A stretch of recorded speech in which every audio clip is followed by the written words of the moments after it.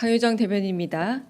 이재명 대통령은 미국 방문에 앞서 8월 23일부터 24일까지 일본을 방문해 이시바 시게루 일본 총리와 한일 정상회담 및 만찬 등 일정을 가질 예정입니다. 양국 정상은 지난 6월 셔틀 외교를 조속히 재개하기로 합의한 바 있습니다. 이번 방일을 통해 양 정상 간 개인적인 유대 및 신뢰 관계가 더욱 깊어지기를 기대합니다. 회담을 통해 한일 정상은 양국 간 미래지향적 협력의 발판을 공고히 하고 한일 그리고 한미일 공조 강화 방안은 물론 영내 평화와 안정, 지역 및 글로벌 이슈에 대해서도 허심탄회하게 의견을 나누게 될 것입니다. 대통령의 방미와 방일이 확정됨에 따라 그간 검토 및 협의해 왔던 대미, 대일 특사단 파견은 자연스럽게 추진하지 않게 되었습니다. 이상입니다. 두 번째 브리핑입니다. 이재명 대통령은 오늘 오전 10시 대통령실에서 재정 분야 민간 전문가와 예산을 편성하는 기획재정부 및 관계부처 실무 공무원과 함께 나라재정 절약 간담회를 가졌습니다. 이번 간담회는 저효율 예산, 관행적 지출, 중복 사업을 정비하고 정부 예산의 집행을 효율화하기 위한 지혜와 의견을 모으는 자리였습니다.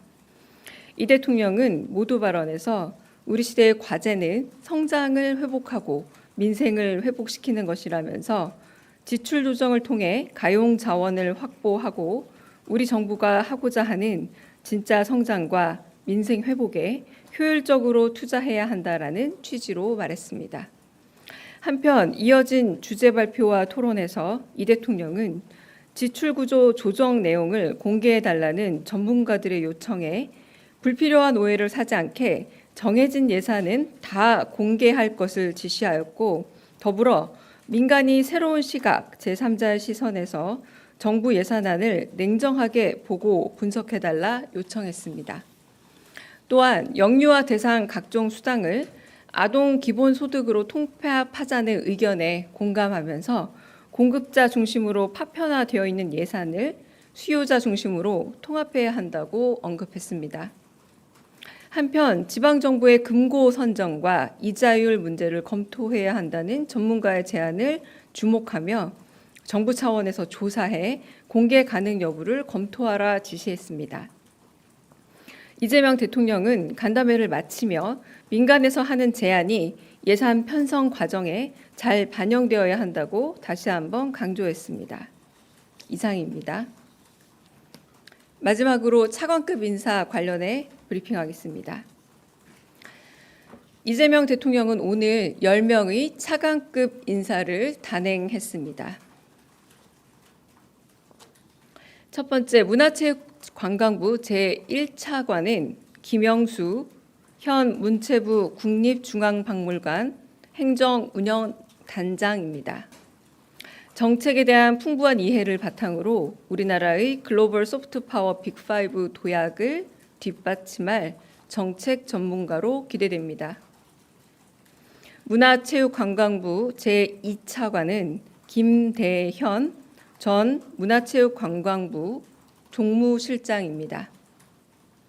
세계관광기구 평창 동계올림픽 조직위 파견 등 체육 관광 분야에서 누구보다 풍부한 경험을 바탕으로 업무에 대한 깊은 이해에 기반한 판단력이 장점입니다. 조달청장은 백승보 현 조달청 차장입니다. 조달청의 혁신 전략을 도맡아온 조달행정 전문가로 조달 개혁을 통해 불합리한 관행을 타파하고 신기술 우대를 통해 혁신 선장을 뒷받침할 적임자입니다. 통계청장은 안형준 현 통계청 차장입니다. 빅데이터와 AI 시대에 상응하는 통계청의 역할을 누구보다 깊이 이해하고 있어 국가 통계를 활용한 다양한 국내 AI 산업의 혁신과 국민 편의성 제고에 기여할 것으로 생각됩니다. 농촌진흥청장은 이승돈 현 국립농업과학원장입니다.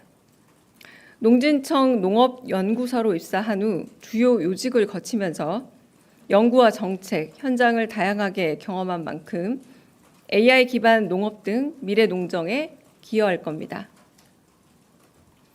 산림청장은 김인호 현 환경교육혁신연구소 소장입니다.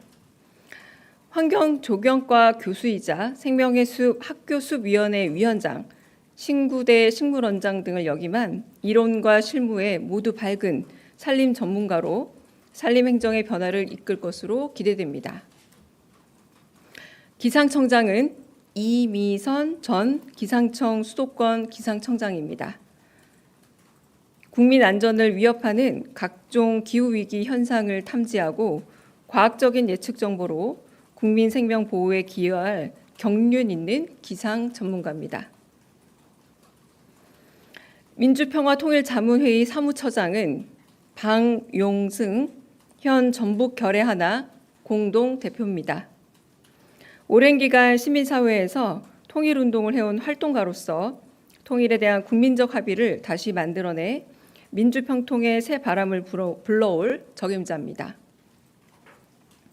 소청심사위원회 위원장은 정한중 현 한국외대 법학전문대학원 교수입니다. 사법연수원생 시절 12.12 쿠데타에 대한 검찰의 기소유예 처분을 정면으로 비판하는 등 헌법재판소의 5.18 특별법 파판 판결을 이끈 단초를 마련한 인물로 원칙에 따른 엄정한 심사가 기대됩니다. 끝으로 국가정보원 3차장은 김창섭 국정원 과학기술부서장입니다. 이상입니다.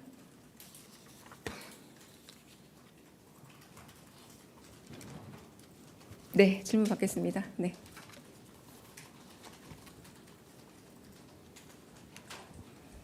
네, 대변인님 고생 많으십니다. 아시아경제 송승섭입니다. 대통령께서 미국보다 일본을 먼저 방문해서 정상회담을 하는 것이 대통령께서 특별한 좀 함의를 두고 계신 결정이신지 아니면은 정상 간 일정을 좀 조율하는 과정에서 자연스럽게 이루어진 것인지 궁금합니다. 네, 제가 특별히 전달받은 바는 없고요. 아마 일정 조율상 그런 일정으로 이제 최종적으로 마무리된 것으로 알고 있습니다. 네. 네, 대변인님 MBC 정상빈입니다. 먼저 23일, 24일 일본 방문하신다고 했는데 그럼 24일 미국으로 이동하시는 일정을 고려하면 23일에 회담과 만찬 모두 이뤄지는 건지 먼저 여쭤보고요. 그리고 최근 방한한 고이즈미 신지로 일본 농림수산상이 일본산 수산물 수입 규제 철폐를 요구했다고 직접 밝히기도 했는데 회담 의제로 올라올 수도 있을 것 같은데 이에 대해서 좀 우리 정부의 입장이라든가 이런 게 있는지도 함께 여쭤봅니다. 일단은 제가 받은 자료에 의해서는 23일, 24일로 알려져 있고 그리고 만찬이 예정되어 있고 24일부터 26일까지는 이제 한미 정상회담 일정으로 잡혀 있잖아요. 지금 말씀하신 일정과 거의 유사하지 않을까 싶은데 자세한 일정은 좀 더 확인해 봐야 되지 않을까 싶긴 합니다. 아직 정확하게 만찬 시간이 언제다라고 나와 있지는 않습니다. 그리고 말씀하신 것처럼 고이즈미 신지로 일본 농림수산 대신이 한 말이 있죠. 방한에서 정상회담 의제가 아직 정해져 있는 것은 아닙니다만 수산물 수입 규제 완화 문제 같은 경우는 우리 측보다는 늘 이제 일본 측의 관심사 아닙니까? 그런데 이제 우리는 우리 기본 입장에 대해서 그렇게 적절히 대응하게 될 것이고 한편으로는 이제 우리는 이제 우리 국민의 건강권이라던가 우리 국민의 건강적인 이익이 가장 큰 관심사이기 때문에 이런 의제는 조율 가운데 있다라고 말씀드리겠습니다. 네, 먼저 여기 질문 받겠습니다. 네, 안녕하십니까 대변인님. 세계일보의 박지원 기자입니다. 일단 23일, 24일에 대통령님께서 일본을 방문하시는 그 방문의 성격이 혹시 국빈 방문이라든가 실무 방문 등 여러 가지 성격 중에서 어떤 방문을 하시는지 궁금하고요. 또 한 가지 여쭙고 싶은 건 차관급 인선에 부처 출신들이 좀 유독 두드러지는 듯한데 이게 대통령님의 어떤 실용 인사 기조와도 관련이 있을지도 궁금합니다. 네, 일본 방문은 실무 방문으로 알고 있습니다. 네. 그리고 인사 원칙은 아무래도 조직 내에서 경험이 많이 쌓여 있고, 그리고 조직 내 다른 조직의 그 인적 구성 안에서 신망이 두텁고, 그리고 오랜 경륜을 가진 분들로 인사를 함으로써 말씀하신 것처럼 실용적 인사가 좀 반영되었다고 보시면 되지 않을까 싶습니다. 네.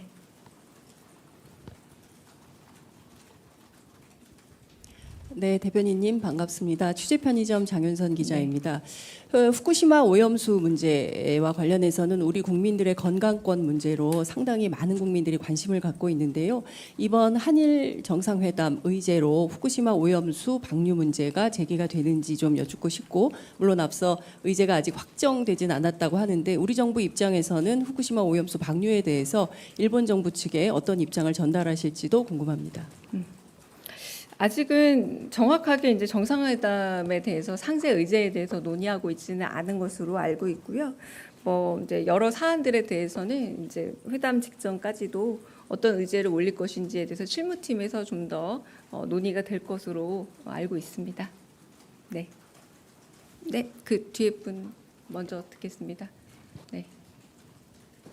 네, 안녕하세요. 한국경제신문 김형규 기자입니다. 네. 오늘 오전 간담회에서 대통령께서 씨앗을 빌려서라도 뿌려야 된다라고 말씀을 하셨는데 이게 국채 발행을 시사하는 것인지 꼭 가능성이 있는지 여쭙습니다. 네, 그 뒤에 말이 더 있었는데 앞에 말에 대한 좀 제 느낌으로는, 제 해석으로는 과한 해석이 아닌가 싶습니다. 그러니까 씨앗을 빌려서라도 파종을 해야 수확을 할 수 있는데 그렇게 하면은 워낙에 좀 오해가 있으니 재정을 조금 더 낭비되는 부분을 줄이고 효율적인 재정 운영을 해야 된다. 그래서 오늘 이런 간담회를 한다라는 모두 말씀이었습니다. 그래서 네, 그 뒷부분에 대한 제가 인용된 기사도 있었는데요. 잠깐 제가 바로 찾아서